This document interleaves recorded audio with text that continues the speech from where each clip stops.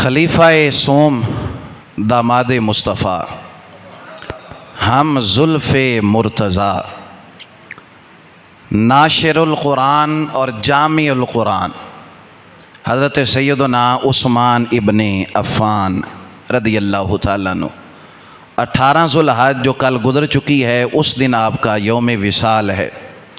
بڑی بے دردی کے ساتھ ان کو شہید کیا گیا مدینہ کے اندر، اور یہ بزرگ ترین صحابی تین دفعہ حضور کی زبان سے جنت کی بشارت لینے والے، انشاءاللہ آج ان کا ذکر پاک ہم کریں گے، اور بڑی اللہ کریم نے ان کو شانیں اور عظمتیں عطا فرمائی ہیں۔ یقیناً ہماری کیا حیثیت ہے کہ ہم ان کا ذکر پاک کریں، بس یہ ہے کہ ہم صرف حضور کی ذات کو خوش کرنا چاہتے ہیں، داماد مصطفیٰ ہیں، تو جب ان کا ذکر کریں گے تو یقیناً حضور خوش ہوں گے۔ اور صحابہ اور اہل بیت کی محبت کو تو ایمان کا حصہ قرار دیا گیا ہے، تو جس سے محبت ہوتی ہے اس کا ذکر بھی تو کیا جاتا ہے نا۔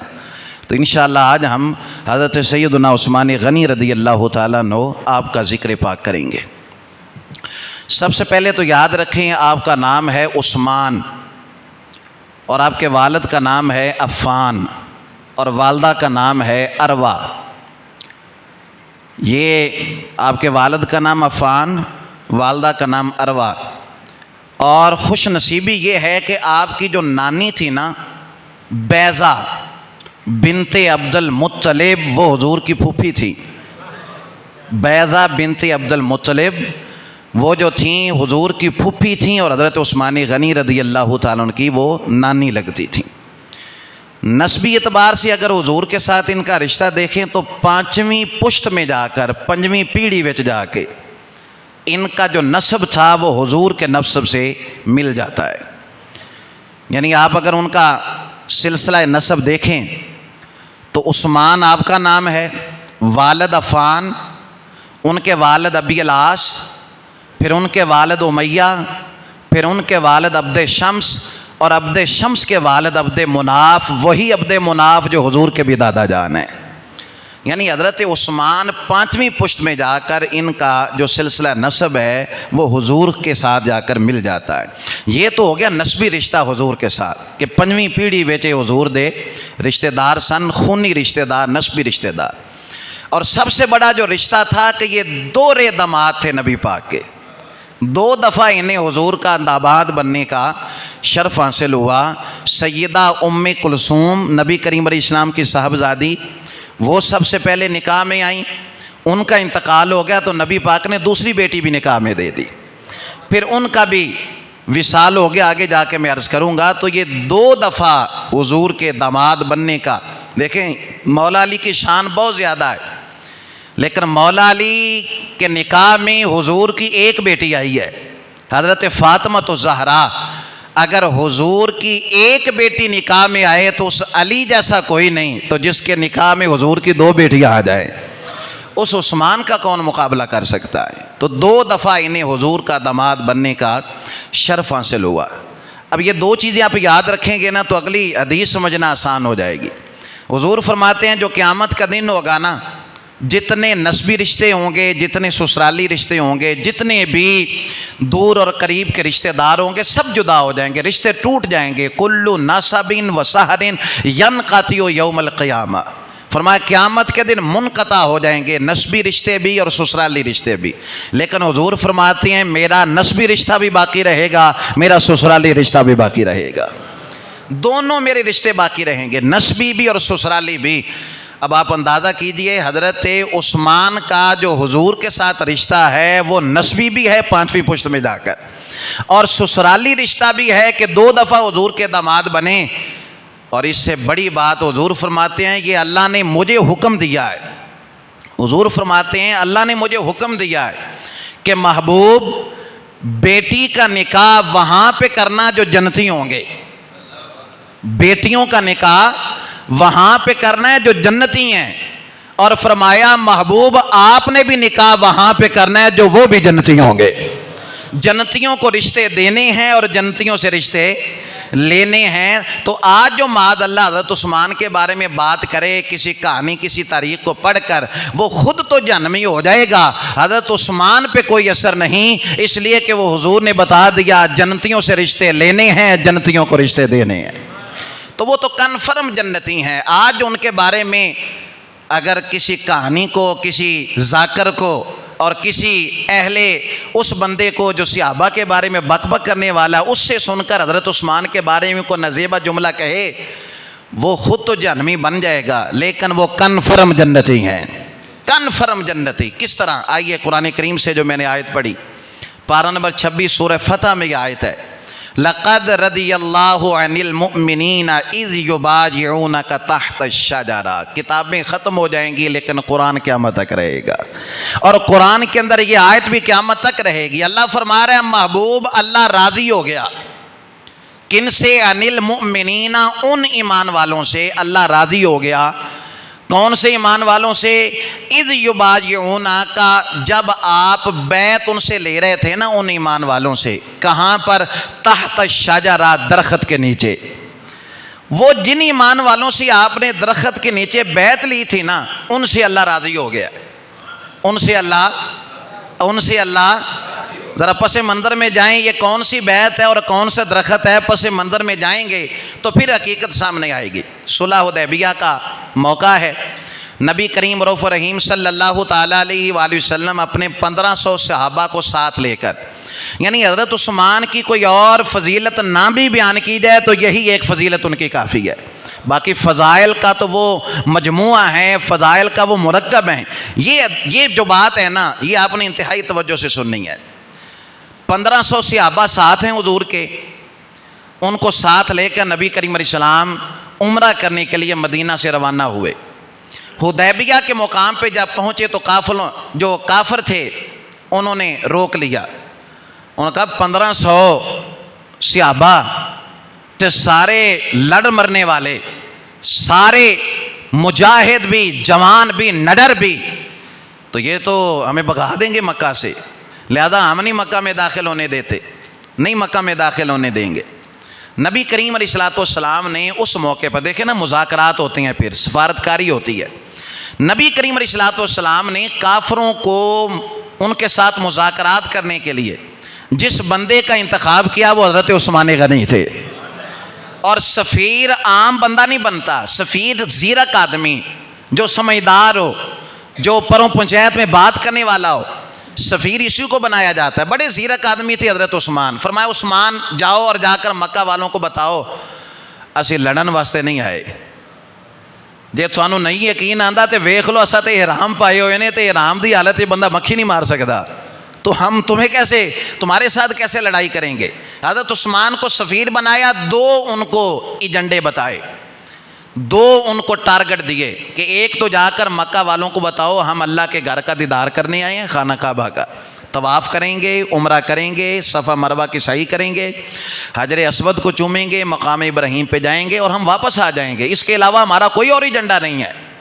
ایک تو یہ جا کر کفار مکہ کو بتاؤ، اور دوسرا ان مسلمانوں کو جن کو عرصہ گزر گیا مکہ میں رہتے ہوئے مسلمان ہو گئے تو کافر ظلم و ستم کرتے ہیں، ان مسلمانوں کو جا کر عثمان خوشخبری سنا دو تھوڑیاں مشکلاں ختم ہونے کا ٹائم آ گیا ہے، اب تمہاری مشکلات اور تمہاری تکلیفیں ختم ہونے کا وقت آ گیا ہے، اب تھوڑا سا اور صبر کر لو، اللہ دین اسلام کو فتح عطا فرمانے والا ہے۔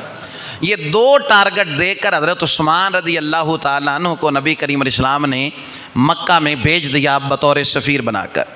حضرت عثمان جب وہاں گئے نا، حضرت عثمان رضی اللہ تعالیٰ عنہ وہاں پہنچے تو کافروں نے آپ کو تھوڑی دیر کے لیے روک لیا، آپ کو واپس آنے میں دیر ہو گئی۔ ابو سفیان کہنے لگا عثمان تیرا دل کرے نا تے کعبہ سامنے رج کے طواف کر، تیرا دل کرے تے زمزم کھل کے پی، تیرا جی چاہے تو صفا مروہ کی سعی بھی کر، مقام ابراہیم پہ جا، حجر اسود کو چومو، تیری مرضی ہے تو عمرہ کر، لیکن تیرے نبی کو اور تیرے نبی کے صحابہ کو ہم مکہ میں نہیں آنے دیں گے۔ ابو سفیان نے اس وقت کلمہ نہیں پڑھا تھا، یہ بات صلح حدیبیہ کے سن 9 ہجری کی ہو رہی ہے، انہوں نے فتح مکہ کے موقع پہ کلمہ پڑھا تھا۔ کہا آپ کو اجازت ہے، کعبہ سامنے ہے، کریں آپ عمرہ، لیکن آپ کے نبی اور آپ کے نبی کے صحابہ کو اجازت نہیں دیں گے ہم مکہ میں آنے کی۔ حضرت عثمان کا جواب سنیے، عشق اپنے فیصلے کرنے میں دلیر ہوتا ہے، دلیر ہوتا ہے عشق۔ اور اس لیے علامہ اقبال نے کہا تھا عقل کو تنقید سے فرصت نہیں، عشق پر اعمال کی بنیاد رکھ۔ عقل ہے تو اس نے تو تنقید کرنی ہے نا، جب عشق ہوگا نا تو پھر فیصلے کرنے آسان ہوتے ہیں۔ حضرت عثمان نے کیا کہا کہ تو راج کے طواف کر، راج کے عمرہ کر، تیرے نبی نو نہیں آن دیاں گے، تیرے نبی دے صحابہ نو نہیں آن دیاں گے۔ تو حضرت عثمان کہنے لگے دل تے میرا تڑپ رہا ہے کعبے نو چومن واسطے تے طواف کرن واسطے، لیکن یہ ہو ہی نہیں سکتا کہ عثمان اپنے نبی تو بغیر خانہ کعبہ دا طواف کر لے۔ یہ ہو ہی نہیں سکتا کہ اس کے نبی کو آنے کی اجازت نہ ہو اور عثمان یہاں پہ عمرہ کرے، طواف کرے۔ فرمایا عثمان تب ہی طواف کرے گا جب آگے آگے مصطفیٰ نظر آئیں گے، مصطفیٰ جب نظر آئیں گے۔ حضرت عثمان غنی، اچھا آج لوگ سوال کرتے ہیں بھائی مدینے گیوں بغیر حج نہیں ہوتا؟ لوگ سوال کرتے ہیں نا، یہ جو خوش قسم کے لوگ ہوتے ہیں بھی سارے ارکان جڑے حج نے وہ تو سارے مکہ وچ نے، تو مدینیوں بغیر کیا حج نہیں ہوتا؟ تو ہم کہتے ہیں ہو جاتا ہے۔ کس نے کہا نہیں ہوتا؟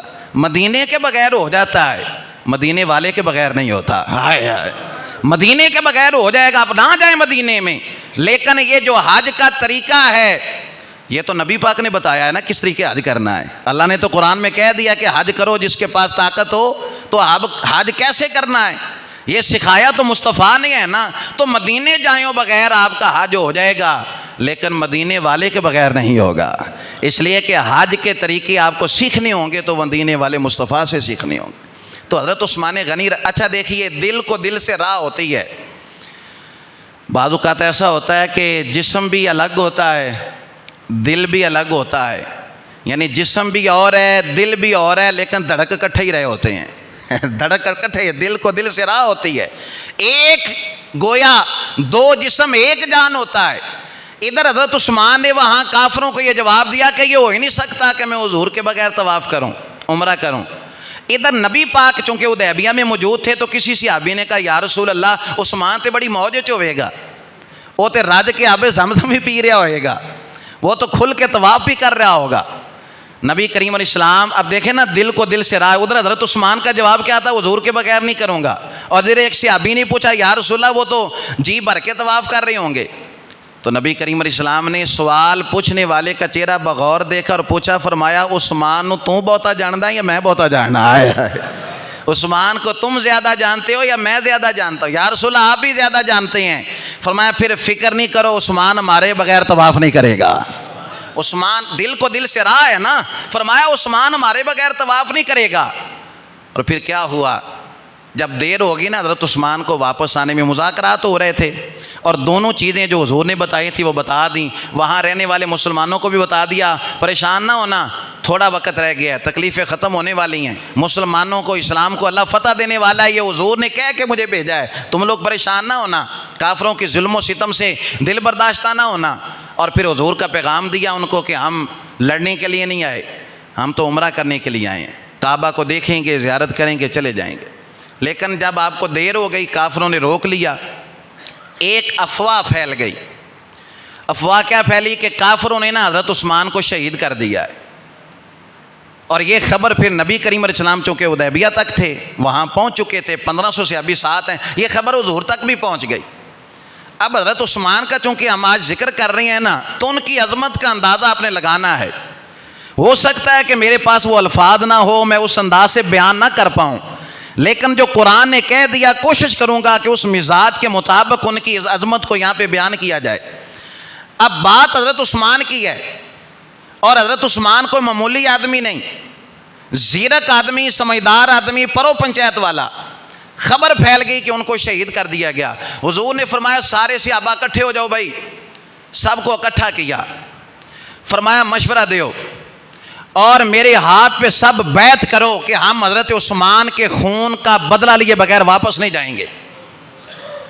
تمام صحابہ آتے گئے، حضور کے ہاتھ پہ ہاتھ۔ اچھا علامہ اسماعیل حقی نے لکھا ہے ساریاں تو پہلے جن نے جا کے حضرت عثمان دے حق وچ بیعت کی تھی مولا علی شیر خدا تھے۔ وہ دوڑ کر آئے, کہا یا رسول اللہ سیدھے کدوں دی طرح سے رسائیں, نہ کافنا بڑا تنگ کر لیا, ہن تے بہانہ بن گیا نا لڑن دا.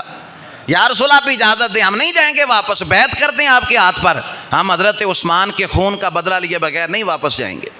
حضرت مولا علی شیر خدا بیعت کرتے ہیں, پھر باقی صحابہ بھی بیعت کر رہے ہیں. کس بات پہ بیعت ہو رہی ہے, کس کے لیے ہو رہی ہے, ذرا یہ منظر سامنے. حضرت عثمان کے لیے بیعت ہو رہی ہے, کس کام کے لیے, کہ ان کے خون کا بدلہ لیے بغیر واپس نہیں جائیں گے. اچھا ذرا رک کے, یہاں پر کچھ لوگوں نے ترازو اٹھا لیے. ویکھو جے نبی پاک نو پتہ ہوندا, علم غیب ہوندا, تو پھر بیعتاں کیوں ہوئیاں؟ علم غیب یعنی بعد میں کیا ہو رہا ہے, پردے پیچھے کیا ہو رہا ہے, اگر حضور کو یہ علم ہوتا تو آپ بیعت کیوں لیتے؟ اور اہل سنت و جماعت تم لوگ کہتے ہو کہ حضور کے پاس علم غیب ہے. علم غیب تھا تو پھر بیعت لینے کا کیا مقصد ہے؟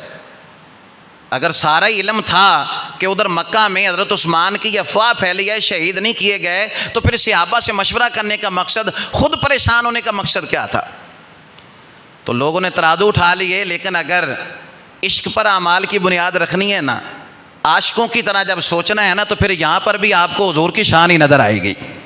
جب عشق کے مزاج سے اس واقعے کو دیکھیں گے, دیکھیں اگر حضور فرما دیتے ہیں بھی یہ افواہ ہے, حضرت عثمان وہاں پہ ٹھیک ہیں, تو قرآن کی جس آیت پر آج ہم نے موضوع سخن بنایا ہے, قرآن کی یہ آیت ہی نازل نہ ہوتی, بیعت نہ ہوتی, حضرت عثمان کی عظمت کا پتہ دنیا کو کیسے چلتا, حضرت عثمان کی شان کا علم کیسے ہوتا کہ وہ اتنی شان والے کہ قرآن ان کے قصیدے بیان کر رہا ہے. نبی علیہ السلام کو سارا علم تھا, لیکن اگر سارے فیصلے علم غیب پر ہی ہونے تھے تو پھر ان باتوں کا, ان عظمتوں کا, ان شانوں کا ہمیں کیسے علم ہوتا؟ ہمارے بزرگوں نے تو کہہ دیا, علم غیب رسول کے منکر اس بات کو بھول جاتے ہیں. سنیے گا, علم غیب رسول کے منکر اس بات کو بھول جاتے ہیں. غیب مانا کہ راز ہے, لیکن راز اپنوں سے کب چھپائے جاتے ہیں.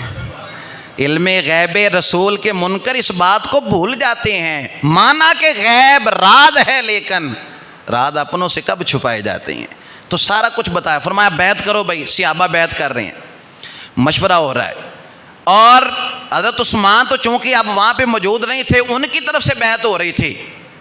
اب دیکھیں نا, ایک شور مچا ہوا ہے سوشل میڈیا پر کہ غدیر خم کے موقع پر مولا علی کا بازو کھڑا کر کے نبی علیہ السلام نے فرمایا, من کن تو مولا فہذا علی مولا, اس لیے جشن منایا جائے کہ جو علی کو مولا مانے گا نا, مصطفیٰ کو مولا مانے گا. اعلان کر دیا علی مولا ہے, علی مولا. مولا کا معنی محبوب, دوست, پیارا, سردار, یہ معنی کر کے لوگوں نے شور مچا دیا. پھر جو دوسری پارٹی ہے جو کہتے ہیں ہم علی کو زیادہ مانتے ہیں, وہ کہتے ہیں یہ خلافت کا اعلان ہوا تھا کہ جس کا میں مولا اس کا علی مولا, یعنی حضور بتا گئے کہ میرے بعد جو خلیفہ ہوگا وہ علی ہوگا. اس طرح کے من گھڑ تعویلیں کر کے لوگوں نے کل 18 ذوالحج کو جشن منا لیا.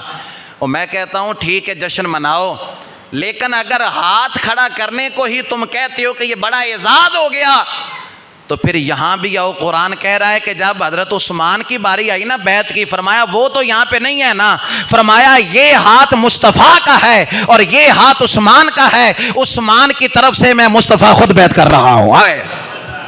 اپنے ہاتھ کو حضرت عثمان کا ہاتھ قرار دیا, اپنے ہاتھ کو. اور پھر اس ہاتھ کے بارے میں سورہ فتح میں اللہ نے فرمایا, محبوب یہ جو آپ کے ہاتھ پہ بیعت کر رہے تھے نا, یہ آپ کا ہاتھ نہیں تھا, یہ خدا کا ہاتھ تھا, یہ خدا کے ہاتھ پہ بیعت. آپ اندازہ کیجئے حضرت عثمان کی عظمت کا.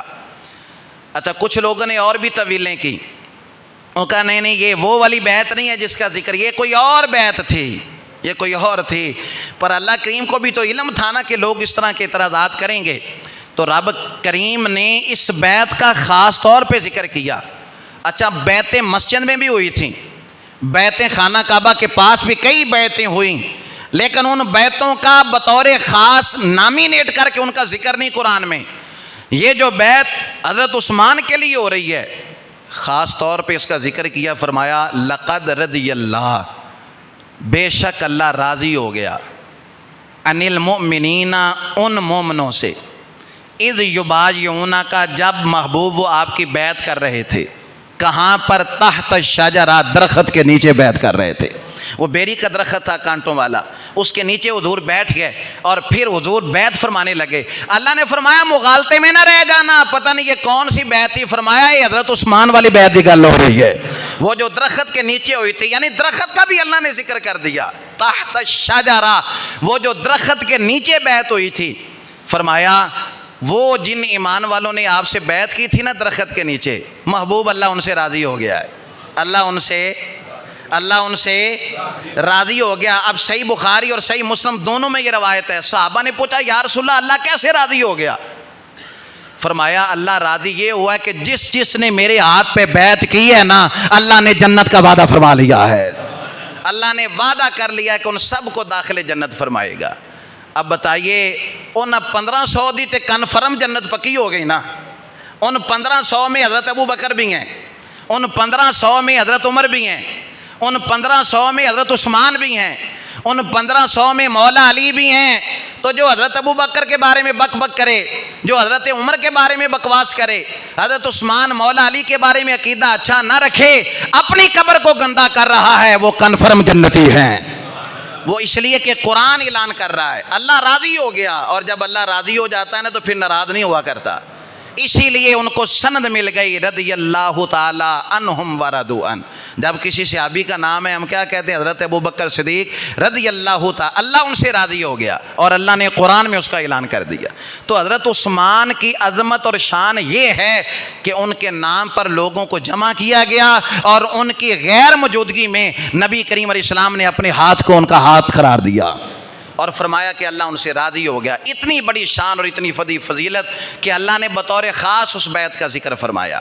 یہ پہلی فضیلت آپ کی عظمت کے لیے. اگر کوئی اور فضیلت نہ بھی بیان کی جائے, لیکن ابھی اتنی اور فضیلتیں ہیں کہ ہم بیان کرنے والے تھک سکتے ہیں, لیکن آپ کی عظمتیں ختم نہیں ہو سکتی. ایک ایسی فضیلت جو حضرت عثمان کے حصے میں آئی ہے نا, اس کو آپ نے کبھی نہیں بولنا. وہ فضیلت حضرت آدم سے لے کر حضرت عیسیٰ تک جتنے نبیوں کے امتی آئے ہیں, کسی امتی کے حصے میں یہ فضیلت نہیں آئی جو حضرت عثمان کے حصے میں آئی ہے. سبحان اللہ, ڈیلی اس گالتے ویسے. یہ فضیلت وہ ہے جو حضرت آدم سے لے کر حضرت عیسیٰ تک کم و بیش 1,24,000 پیغمبر, ان کی امتیں, بڑے بڑے جلیل القدر امتی بھی بنے ان نبیوں کے, لیکن کسی امتی کو یہ اعزاز نہ ملا جو اعزاز حضرت عثمان غنی کے حصے میں آیا. آپ سوچ رہے ہوں گے وہ کون سا اعزاز ہے؟ وہ اعزاز یہ ہے کہ کسی نبی کا امتی ایسا نہیں تھا کہ اس کو 2 دفعہ اپنے ہی نبی کا داماد بننے کا شرف حاصل ہوا ہو. اگر کائنات میں یہ اعزاز آیا ہے تو حضرت عثمان کے حصے میں آیا ہے. یہ 2 دفعہ حضور کے داماد بنے, 2 دفعہ. سیدہ رقیہ نکاح میں آئیں, پھر سیدہ ام کلثوم حضور کی دوسری شہزادی. یعنی جب حضرت رقیہ کا انتقال, 2 بہنیں ایک نکاح میں جمع نہیں ہو سکتی نا. اب حضور کی 2 بیٹیاں ان کے نکاح میں تھی تو یکے بعد دیگرے, یعنی پہلی بیٹی نکاح میں دی, ان کا انتقال ہو گیا, تو پھر دوسری بیٹی سیدہ ام کلثوم رضی اللہ تعالیٰ عنہا وہ نکاح میں دے دی. کچھ لوگ ہوتے ہیں جو پیدا ہی پروپوگنڈے کے لیے ہوئے ہوتے ہیں, ان کا مزاج ہی یہ ہوتا ہے کہ بس کانوں میں بات کرنا اور نکتہ چینی کرنا, اعتراض کرنا, یہ عادت ہوتی ہے کچھ لوگوں کی. جب نبی پاک نے دوسری بیٹی بھی دے دی نا, تو پھر چیم گوئیاں کرنے والے, باتیں کرنے والے, وہ جو منافقین تھے, دیکھو جی دوسری بیٹی بھی دے دی حضرت عثمان کو, دوسری بیٹی بھی دے دی حضرت عثمان کو, دوسری بیٹی بھی نبی پاک نے دے دی. حضور کے مبارک کانوں تک بھی یہ باتیں پہنچی تو فرمایا زیادہ گلا نہ کرو, یہ تو 2 سن نا, اللہ مینوں 40 بیٹیاں دے وے. اور نہیں توجہ فرمائی تو اس گل تے, اور فرمایا زیادہ باتیں نہ کرو, تم 2 کی بات کرتے ہو, اگر اللہ مجھے 40 بیٹیاں دے میں یکے بعد دیگرے عثمان کے نکاح میں دے دوں گا. یکے بعد, یعنی اس حدیث کا کیا مطلب ہے کہ عثمان پر اعتبار ہی بڑا ہے, عثمان نیک ہی بڑا ہے, عثمان اچھا ہی بڑا ہے, اس کی عظمت ہی بڑی ہے. فرمایا تم 2 کی بات کرتے ہو, اگر اللہ مجھے 40 بیٹیاں دے تو یکے بعد دیگرے ایک کا انتقال ہوتا جائے تو میں دوسری بیٹی حضرت عثمان کی نکاح میں دیتا جاؤں. اور آپ جو حضرات تشریف فرما ہیں, ایک گل بڑی سوادی گل ہے, اور میں نے سوچا تھا کہ یہ بات زیادہ سمجھنے کے لیے کافی ہوگی. ایک بیٹی دی شادی کیتی ہوئے نا کسی پنڈ دے اندر, تے کوئی اور بندہ پنڈ دا اسے پنڈ اپنی بچی دی بھی شادی کرنا چاہے, یعنی رشتہ دار آئے, مہمان آئے دیکھنے کے لیے, رشتہ دیکھنے کے لیے آئے. انہوں نے بتایا جی ہم فلاں جگہ سے آئے ہیں, رشتہ کرنا ہے فلاں جگہ سے. اچھا اتنے تو ساڈے فلانے پنڈ دے ایک بندے دی بھی بیٹی دا نکاح ہویا ہے, چلو ٹھیک ہے اسی مشورہ کریں گے, صلاح کریں گے اسی. اچھا وہ لوگ چلے گئے اور انہوں نے کہا کہ وہ جس نے اپنی بیٹی کا وہاں پہ نکاح کی ان کے گھر گئے, یار ساڈے کو بھی مہمان آئے سن رشتہ ویکھن واسطے بیٹی دا, تو ہمیں پتہ چلا ہے کہ آپ کی بیٹی کا بھی ادھر نکاح ہوا ہے, تو تھوڑی چھان بین کرنے واسطے تھوڑے کو پوچھ رہے ہیں کیوں جے لوگ نے اس پنڈ دے. احباب توجہ کیجئے کہ صرف مثال سمجھنے کے لیے, کیوں جے لوگ نے اتھو دے. اگر تے خدا نہ خواستہ بیٹی اتھے دکھی ہوئے, اس دی پریشان ہوئے, روزانہ لڑائی جھگڑا اور روزانہ ناراض ہو کے وہ آ جاتی ہو, وہ آکھے گا بھائی وہ خدا دا نا دے ساڈی بڑی اگے دکھی, اس پاسے منہ بھی نہ کرنا, میری اگے بڑی دکھی ہے, خدا کے لیے اس طرف نہ جانا. اب وہ یہی کہے گا نا, وہ یہی نصیحتیں کرے گا بھی اس طرف نہ جانا, میری بڑی دکھی ہے وہاں پہ. اللہ دی عزت دی قسم ہے گل سمجھان واسطے اور بھی بڑیاں مثالاں نے, پر کیا بات ہے حضور نے ایک بیٹی دیتی, انتقال ہو گیا, دوسری بیٹی دے چھڑی, منافقاں گلاں کیتیاں, فرمایا چپ کر جاؤ, 40 بھی ہوندیاں تے دے چھڑدا. آئے ہائے, یعنی عثمان سے راضی ہی اتنے تھے مصطفیٰ, پیار ہی اتنا تھا. اور حضرت اسامہ بن زید, بڑی خوبصورت بات, اسامہ بن زید یہ حضور کے غلام کے بیٹے تھے. حضور کے غلام تھے حضرت زید بن حارثہ, جو حضرت خدیجہ کے غلام تھے. حضرت خدیجہ کا حضور کے ساتھ نکاح ہوا تو وہ حضرت خدیجہ کے گھر رہتے تھے, تو نبی کریم علیہ السلام کے ساتھ بھی ان کے اٹیچمنٹ. پھر ان کے آگے بیٹھے تھے حضرت اسامہ, ایک کندھے تے اگر امام حسن ہوندے سن تے دوے کندھے تے حضرت اسامہ ہوندے سن. یعنی اتنا پیار تھا حضور کو حضرت اسامہ کے ساتھ. حضرت اسامہ بن زید کہندے نے کہ حضور کو اپنی چاروں بیٹیوں سے ہی محبت تھی, بڑا پیار تھا.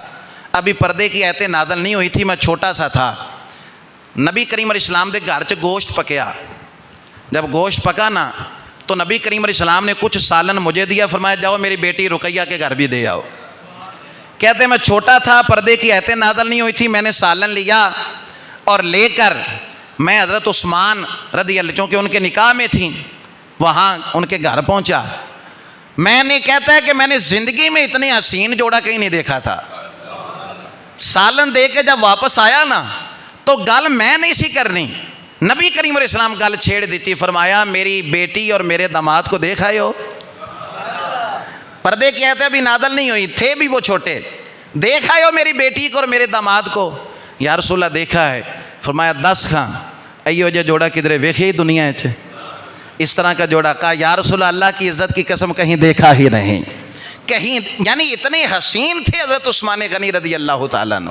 اور ایک بڑی خوبصورت بات یاد رکھیے گا, اور یہ ہماری خوش نصیبی ہے کہ ہمارا یہ جو پیغام ہے نا, یہ ویڈیو بناتے ہیں ہم بیان کیے, یہ پیغام ہمارا پوری دنیا میں الحمدللہ جا رہا ہے, اور یہ بلا مبالغہ ہے. آپ اگر کئی دوست اپنے گاؤں کے بھی جو نوجوان ہیں جو ٹک ٹاک دیکھتے ہیں, حضرت اسماعیل علیہ السلام کا جو واقعہ ہم نے پڑھا تھا نا عید کی قربانی سے پہلے, آپ دیکھیں آج کی تاریخ تک 2.5 لاکھ لوگ اسے دیکھ چکے ہیں. 2.5 لاکھ آپ دیکھ لیجئے گا ٹک ٹاک پر. ابھی میں دیکھ کے آیا تھا 2,49,000 اور کچھ اوپر تھا, یعنی 2.5 لاکھ یہ جمعہ کی نماز کے بعد تک یہ ہو جائے گی تعداد. یعنی اتنی تعداد میں ہمارا پیغام الحمدللہ سنا جا رہا ہے, اور یہ صدقہ جاریہ ہے, ہماری کوئی حیثیت نہیں ہے اور ہمارا کوئی مقام نہیں ہے, لیکن چونکہ حضور کی نسبت سے ہم یہاں پہ بیٹھے ہیں تو پیغام وہ دینا ہے جو لوگوں کو جوڑنے والا ہوگا, توڑنے والا پیغام نہ ہو. اب حضرت عثمان ایسی شخصیت, کہتے حضور میں نے زندگی میں کبھی ایسا حسین جوڑا نہیں دیکھا. حضرت عثمان کے پاس حسن کون سا تھا, اس پہ بات کرنی ہے. حسن جو ہوتا ہے نا میرے بھائیوں, حسن ہمیشہ باطن کا ہوتا ہے, ظاہر کا نہیں ہوتا. ظاہری تو میک اپ ہوتا ہے نا, جو ظاہر کو سنوارنے کے لیے ہوتا ہے, کریمیں ہوتی ہیں, میک اپ ہوتا ہے. حسن ہمیشہ اندر کا ہوتا ہے. جس کے اندر معصومیت ہوتی ہے نا اس کے چہرے پہ بھی معصومیت آ جاتی ہے. جو اندر سے بولا بالا ہوتا ہے نا دل کا, وہ چہرے سے بھی بولا بالا ہی آپ کو نظر آئے گا. جو اندر سے کڑوا ہوتا ہے نا اس کے چہرے پہ بھی روشنی نہیں ہوتی, اس کا چہرہ روشن نہیں ہوتا. جو اندر سے کڑوا ہو, غصیلا ہو, بغض و عناد سے بھرا ہوا ہو, ہر وقت ماتھے پہ شکنے رکھنے والا ہو, تو سمجھ لینا کہ اندر کوئی مسئلہ ہے. جو اندر سے ٹھیک, میں اس پہ دلیل دوں گا حدیث سے. حسن ہمیشہ باطن کا ہوتا ہے, ظاہر کا نہیں ہوتا. کس طرح؟ نبی کریم علیہ السلام نے فرمایا جو اللہ کا ولی ہوتا ہے نا، پوچھا صحابہ نے یا رسول اللہ یہ جو اللہ کے ولی ہوتے ہیں ان کی پہچان کیا ہے؟ فرمایا پہچان یہ ہے کہ ان کا چہرہ دیکھو گے نا تو تمہیں رب یاد آ جائے گا۔ حالانکہ چہرے پر ولایت کا انحصار نہیں ہے، ولایت دل کا تعلق ہے، ولایت کا تعلق دل سے ہے۔ آپ میں سے کون اللہ کا ولی ہم چہرے سے یہ تو اندازہ لگا لیں گے کہ نورانی چہرہ ہے، صوم و صلات کا پابند ہے، اندازہ لگا سکتے ہیں، لیکن تعلق دل کے ساتھ ہے۔ لیکن نبی کریم علیہ السلام نے ولایت کو چہرے کے ساتھ خاص کر دیا، فرمایا جس کا چہرہ دیکھنے سے خدا یاد آ جائے تو ثابت ہوا اندر دل روشن ہے تو چہرہ روشن ہے نا۔ نہیں سمجھے آپ؟ اندر روشن ہے، دل ٹھیک ہے تو چہرے پر روشنی ہے نا۔ تو بھائی حضرت عثمان کا جو حسن تھا نا، جو وقار تھا، اور آپ کے اندر یہ جو خاصیت تھی یہ اس وجہ سے تھی آپ کا دل بڑا صاف تھا۔ جو دل کا صاف ہوتا ہے اس کے چہرے پہ بھی نور آ ہی جایا کرتا ہے، جو دل کا صاف ہوتا ہے۔ اور یہی وجہ تھی آپ کا لقب ہے ذوالنورین، عثمان غنی ذوالنورین۔ ذوالنورین کا مطلب ہے دو نوروں والا۔ یہ دو نوروں والے کب سے بنے؟ یہ کون سے دو نور ہیں؟ اس پہ 3 روایتیں ملتی ہیں، 3 روایتیں۔ ایک روایت تو بالکل جو بالاتفاق ہے وہ یہ ہے کہ چونکہ حضور کے جگر کے 2 ٹکڑے، حضور کی 2 بیٹیاں ان کے نکاح میں آئیں، نور والے نبی کی نور والی بیٹیاں جب ان کے نکاح میں آئیں تو ان کو 2 نوروں والا کہا جاتا ہے، عثمان غنی ذوالنورین۔ تو بھی تو مسئلہ حل ہو گیا نا، جڑے آندے نے نماز اللہ نبی ساڈے ورگا ہے، تم کہتے ہو کہ وہ نور ہے تو وہ تمہارے جیسے تھے معاذ اللہ۔ تو میں نے کہا پھر ذوالنورین کبھی نہ کہنا حضرت عثمان کو، حالانکہ اپنی تقریروں میں وہ بھی ذوالنورین کہہ رہے ہوتے ہیں، عثمان غنی ذوالنورین 2 نوروں والے۔ تو یہ بھی تو آگے وضاحت کیا کرو نا وہ 2 نوروں والے کیسے ہیں؟ کیونکہ حضور کی 2 بیٹیاں ان کے نکاح میں آئیں۔ وہ جاؤ جا کر کسی اور کو سمجھاؤ جدیاں دیاں نور نے تو نبی آپ کتنا نور ہوئے گا۔ جس کی بیٹیاں نور اور وہ نور والی شہزادیاں جس کے نکاح میں آئیں وہ 2 نوروں والا بن جائے۔ پہاڑ جبل نور ہے، جبل نور، نور والا پہاڑ کب بنا؟ جب مصطفیٰ کے قدم لگے، مصطفیٰ کے قدم لگے تو پہاڑ نور بن جائے۔ تو ساڈا تے عقیدہ ہے تیری نسل پاک میں ہے بچہ بچہ، تسی حضور دی گل کر دیو، ساڈے کول پوچھو تیری نسل پاک میں ہے بچہ بچہ نور کا، آقا تو ہے عین نور، تیرا سب گھرانہ نور کا۔ تو یہ تو ہمارا عقیدہ 2 نوروں والے ذوالنورین۔ ایک روایت یہ ہے کہ 2 بیٹیاں 2 شہزادیاں حضور کی ان کے نکاح میں آئیں، اس لیے ان کو ذوالنورین کہا جاتا ہے۔ اور دوسری روایت یہ ہے انہوں نے 2 دفعہ نبی پاک دی زبان چو جنت لئی ہے، 2 دفعہ یہ بشارت جنت کی لے چکے، اس لیے ان کو 2 نوروں والا کہا جاتا ہے۔ اور تیسری روایت یہ ان 2 دفعہ ہجرت کی تھی، ایک دفعہ حبشہ دی طرف، ایک دفعہ مدینہ دی طرف، 2 ہجرتیں کرنے والے یہ وہ صحابی ہیں، اس لیے ان کو ذوالنورین کہا جاتا ہے۔ اور اگلی فضیلت سماعت کرنا، آپ کی فضیلت جنت البقیع میں مرنا تو ہے نا ہر بندے نے، اگر موت سے ڈر بھی لگتا ہے تو بھائی موت تو آنی ہے، ڈریں یا نہ ڈریں مرنا ہے۔ اور پھر ہو ایمان والا اور یہ خواہش نہ رکھتا ہو، ایسا ہو نہیں سکتا کہ موت آئے اور قبر بنے وہاں پر جہاں سیدہ زہرا کا مزار ہے، جس کو جنت البقیع کہا جاتا ہے۔ جنت البقیع میں جو دفن ہو گیا، حضور فرماتے ہیں میں اس کی شفاعت کروں گا، اس کی سفارش کروں گا قیامت والے دن، جو جنت البقیع میں دفن ہو جائے گا، اس قبرستان میں جو جنت البقیع میں ہو گیا۔ اب سنیے گا، جنت البقیع یہ ابھی قبرستان تو بعد میں بنا نا، نبی کریم علیہ السلام نے اس طرف سے ہو کر آئے، پتہ چلا کہ وہاں نا یہودی کی وہ جگہ ہے جنت البقیع والی، اور وہ یہودی وہاں پہ اپنے جانور باندھا کرتا ہے۔ نبی کریم علیہ السلام ادھر سے ہو کر آئے تو حضرت عثمان حضور کے قریب کھڑے تھے۔ فرمایا عثمان ذرا اس پاس اس جگہ تو تھوڑے چکر تے لا کے آئیں، جگہ بڑی اچھی ہے، اس جگہ کا ذرا چکر تو لگا کے آنا، جگہ بڑی اچھی ہے۔ حضرت عثمان گئے تو جگہ خرید کے ہی آ گئے، جگہ خرید کے آ گئے۔ حضور فرمایا کہ عثمان چکر لگائے ہو؟ یا رسول اللہ خرید آیا ہوں۔ فرمایا میں نے تو کہا تھا چکر لگانا ہے۔ یا رسول اللہ آپ نے یہ بھی تو کہا تھا جگہ بڑی اچھی ہے۔ تو جنوں تسی اچھا آکھو پھر یہودی کو تو نہیں نہ رہنی چاہیے دی۔ جب آپ نے اسے اچھا کہہ دیا تو پھر ایسا ہو نہیں سکتا کہ حضور کو کوئی چیز پسند آ جائے پھر وہ یہودی کے قبضے میں رہے۔ خرید لی ہے تو بات ان کے بارے میں بعد میں کرنا ہے، پہلے یہ بھی دیکھنا کہ جن اہل بیت کی وجہ سے تم حضرت عثمان کا بغض پال لیتے ہو نا، اہل بیت میں سے سب سے بڑی ہستی سیدہ زہرا کا مزار اس قبرستان میں ہے جو جگہ حضرت عثمان نے خرید کے دی ہے۔ اگرچہ سیدہ زہرا کا ہی صدقہ ہے، تحفے کے طور پر دے دیا، لیکن یہ بھی سوچنا کہ وہ جو جگہ تھی وہ حضرت عثمان نے خرید کر دی ہے۔ تو نبی کریم علیہ الصلوۃ والسلام نے اس موقع پہ انہیں جنت کی بشارت دی، جنت البقیع، جس قبرستان کا نام ہی جنت ہو، جس قبرستان کا نام ہی جنت ہو، فرمایا جو وہاں دفن ہو جائے، حضور فرماتے ہیں جس سے ہو سکے نا میرے مدینے میں آ کے مرے اور وہاں پہ دفن ہو جائے۔ فرمایا پڑوسیوں کے حقوق ہوتے ہیں نا، تو جو وہاں پہ مرے گا وہاں پہ آ کے دفن ہو جائے گا، میں مصطفیٰ اس کی سفارش کروں گا، سفارش کا حقدار بن جائے گا، جو وہاں پہ دفن ہو جائے۔ وہ جگہ حضرت عثمان نے خرید کر دی۔ پھر پتہ چلا مسلمان جب ہجرت کر کے مدینہ آئے نا، تو کہ یہودیوں کی کثرت تھی وہاں پر مدینہ شریف کے اندر، میٹھے پانی کا ایک ہی کنواں تھا، بیر روما جس کو کہا جاتا ہے۔ یہ کچھ 100-200 سال پہلے جب مسجد نبوی کے توسیع ہوئی ہے نا، تو پھر اس کنویں کو بند کیا گیا، وگرنہ وہ کنواں روایات میں لکھا ہے کہ موجود تھا۔ جب مسجد نبوی کو بڑا کیا گیا تو پھر وہ کنواں درمیان میں آیا تو اس کو بند کیا گیا، وگرنہ بیر روما یہودی کے قبضے میں تھا، میٹھے پانی کا ایک ہی کنواں۔ مسلمانوں نال نفرت سی انہاں دی، تو وہ پینے نہیں دیتا تھا۔ نبی کریم علیہ السلام نے فرمایا تم میں کون ہے جو اس کنویں کو خریدے مسلمانوں کے لیے؟ یا رسول اللہ کیا ملے گا؟ فرمایا جنت کی ٹکٹ میری جیب بیچے اس کو جنت ملے گی جو یہ مسلمانوں کے لیے بیر روما خریدے گا۔ اس لیے کہ وہ کیا خوبصورت کسی کا جملہ ہے، اس نے بڑا خوبصورت طریقے سے اس کو بیان کیا کہ فرمایا کہ اس کو جنت کی ٹکٹ ملے گی۔ کیوں؟ کیونکہ یہ ارض مقدس ہے، یہ طیبہ کی زمین ہے، جنت بھی یہیں، مالک جنت بھی یہیں ہے۔ یہ ارض مقدس ہے، یہ طیبہ کی زمین ہے، ارے جنت بھی یہیں، مالک جنت بھی یہیں ہے۔ اور اے خاک مدینہ تیرے اعزاز کے صدقے جو عرش نشین ہے وہ یہاں فرش نشین ہے، جو عرش نشین ہے وہ یہاں فرش نشین ہے۔ اللہ اکبر۔ نبی کریم علیہ السلام نے فرمایا اسے جنت ملے گی۔ حضرت عثمان گئے، ان 500-600 دینار کا وہ کنواں تھا، یہودی نے پتہ چلا مسلمانوں نے لینا ہے، تو کئی لوگ پھر گاہک کی مجبوری سے بھی فائدہ اٹھاتے ہیں نا، اسے پتہ چل گیا کہ یہ مسلمان خریدنا چاہتے ہیں۔ 500-600 دینار کا تھا وہ، 500-600 دینار کا۔ حضرت عثمان آئے، ہاں جی کتنے کا دو گے؟ اس نے کہا کہ جو میری منہ مانگی قیمت ہوگی نا میں وہ وصول کروں گا۔ فرمایا تو بولی لگا، تو ریٹ لگا، جتنی تیری اوقات ہوگی تو اتنا ریٹ لگانا۔ عثمان نے ہر صورت ہی خریدنا ہے۔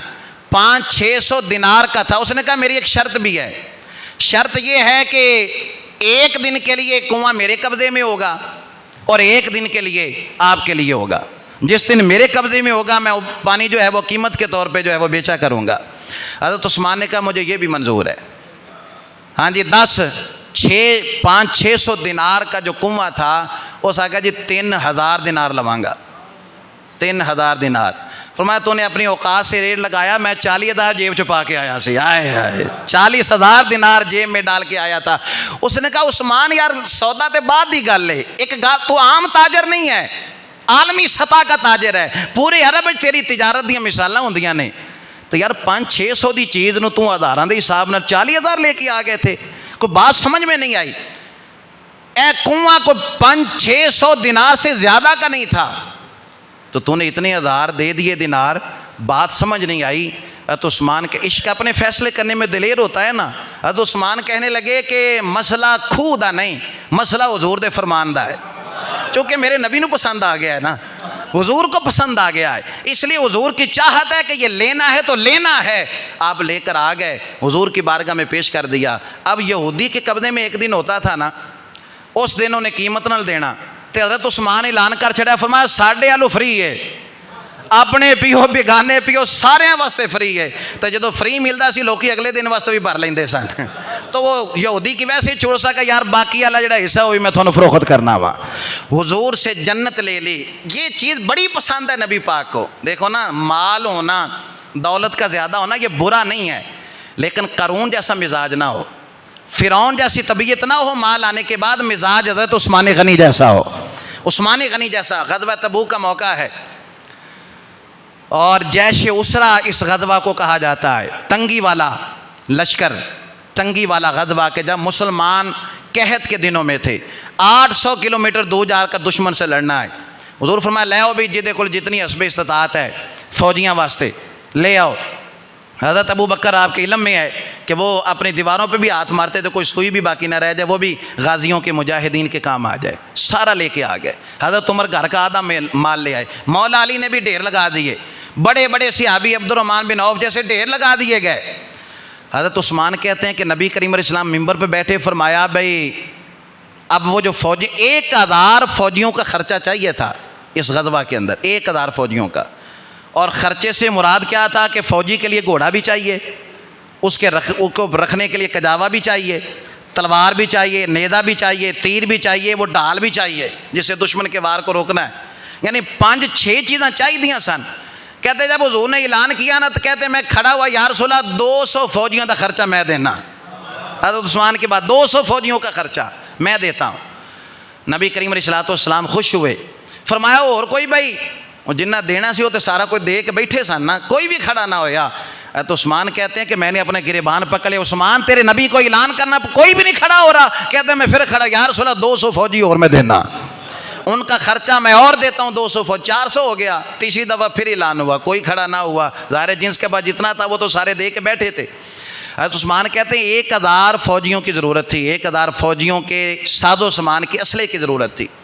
کہتے ہیں چوتھی دفعہ بھی اعلان ہوا, یعنی 800 فوجیوں کا خرچہ تو تھا میرے پاس لیکن چاہیے 1000 کا تھا. کہتے ہیں میں پھر کھڑا ہوا اور کہا یا رسول اللہ ہوں نہ تو اعلان نہیں کرنا, یہ 1000 فوجیاں دا جڑا خرچہ ہے نا عثمان خود دے دے گا. یا رسول اللہ ہوں تو اعلان نہیں کرنا, آپ اعلان کرتے ہیں کوئی کھڑا نہیں ہوتا. میں یہ برداشت نہیں کر پا رہا کہ عثمان کے ہوتے. یا رسول اللہ 1000 فوجیوں کا خرچہ. کہتے ہیں کہ 200 فوجیاں دا پھڑ نپ کے تو میں نے خرچہ پورا کیا. یہ جو غریب لوگ ہیں نا, غریب لوگ یہ پتہ کیوں نہیں امیر ہوتے؟ اس لیے کہ ہم حوصلہ نہیں کرتے, تجارت رب سے نہیں کرتے. ہم تجارت کرتے ہیں ان لوگوں کے ساتھ کہ جب ان کا کاروبار چمک جائے وہ بگا دیتے ہیں, چلو بھئی اب میں نے دکان خود بنانی ہے. کرائے پہ دکان دی ہو نا, اس کے کام چل جائے, اس کا اڈا بن جائے.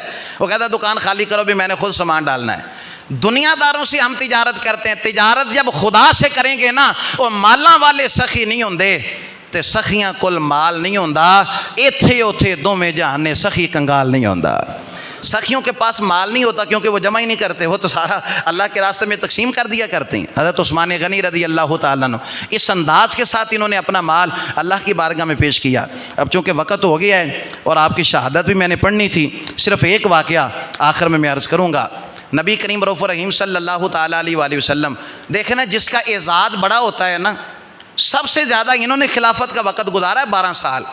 بڑے نرم دل تھے. حضرت عمر کا چونکہ طبیعت میں ذرا شدت تھی دین کے معاملے میں, تو حضرت عثمان کا دور آیا تو نرمی والے تھے, تو کئی لوگوں کو موقع کا فائدہ اٹھانے کا ان کو موقع مل گیا. کئی لوگوں نے الزامات لگائے حضرت عثمان پر, بڑے بڑے الزامات تھے. اور پھر ان کی پیدائش کے اندر حج کا دن تھا, حج کا موقع تھا, سارے جیے صحابہ مکہ گئے ہوئے تھے.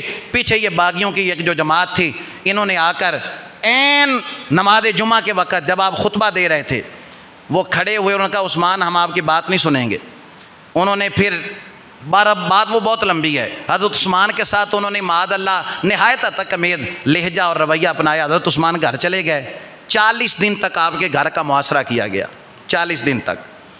اور کھانے پینے کا سامان وہ بھی اندر نہ جانے دیا گیا. مولا علی شیر خدا رضی اللہ تعالیٰ عنہ آپ ان کے پاس ہے. عثمان اجازت دیو, علی کلہ ہی کافی ہے نا واسطے, آپ اجازت دیں, ایک ہی تلوار سے سب کا خاتمہ. کہا علی آپ کو پتہ ہے کہ حضور نے فرمایا تھا مدینے میں ایک مینڈے کی وجہ سے پورا مدینہ خون رنگین ہو جائے گا. حضور کا ایک فرمان انہیں یاد تھا. کہا میں وہ مینڈا نہیں بننا چاہتا کہ میری وجہ سے پورا مدینہ خون رنگین ہو جائے, میں نہیں چاہتا, میں تلوار نہیں اٹھاؤں گا. اور حضور کا ایک اور فرمان تھا, فرمایا عثمان ایک وقت آئے گا لوگ تم سے قمیض اتارنے کا مطالبہ کریں گے لیکن تم قمیض نہ اتارنا. اس سے مراد کیا تھی؟ خلافت کی قمیض, کہ لوگ آپ کے لیے اس طرح کا اعلان کریں گے کہ آپ خلافت چھوڑ دیں, آپ کو چھوڑ دیا جائے. فرمایا ایسا نہ ایسا کرنا, قمیض نہیں اتارنی. کہا چونکہ حضور کا فرمان یاد ہے لہذا میں شہید ہو جاؤں گا, خلافت نہیں چھوڑوں گا. شہید طاقت ہوندیاں زور نہیں لایا تے بیٹھے من رضائیں ताकत होंदियां जोर नहीं लाया, ते बैठे मन रजाई ताकत होंदियां जोर नहीं लाया, ते बैठे मन रजाई। और इस अंदाज के साथ दुनिया से चले गए कि आप 40 दिन तक पानी भी बंद किया गया, घर का मुआसरा भी किया गया, और जब आपको शहीद किया गया, आज भी वो कुरान मिस्र के अजायबात के अंदर वो तवज्जो का मरकज़ है कि जब आपको शहीद किया गया आप कुरान की तिलावत कर रहे थे और आपके खून का एक कतरा जो था फसयकफ़ीकहुमुल्लाह, पहले सिपारे के आखिर पे वो आयत है, उस आयत पे वो कतरा गिरा। मैं कहता हूँ किसी की शहादत की गवाही बदर का मैदान देगा, किसी की शहादत की गवाही उहुद का मैदान देगा, किसी की शहादत की गवाही अल्लाह का घर मस्जिद वो गवाह बन जाएगी। पर उस्मान वो अजीम शख्स है जिसकी शहादत की गवाही अल्लाह का कुरान देगा।